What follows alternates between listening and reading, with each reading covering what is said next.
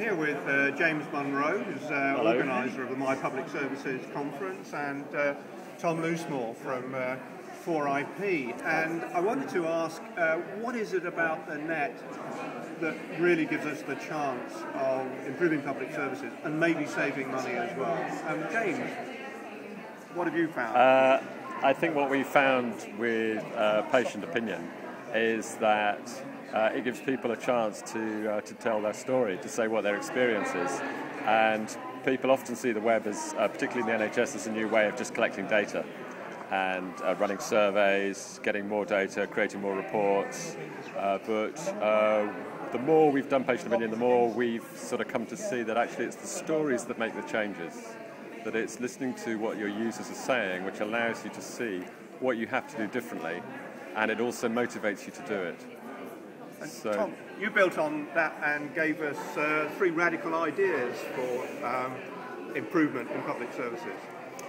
Well, there weren't so much ideas as a notion of the government doing rather less and rather more coming out of it. I'd be quite passionate to see the government stop producing so many websites, in fact most of its websites, and start publishing its information, its content, its data for other people to reuse both commercially and non-commercially,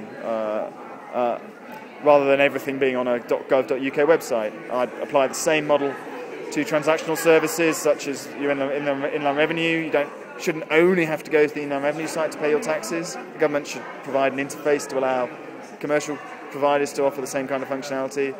And finally, the idea that if the government is going to listen in order for it to improve its public services along the lines of patient opinion, it's far better doing that listening away from services it itself hosts. So don't run consultations on your own website. Go out and find out where people are talking about the issues about your services, and go and listen and respond there.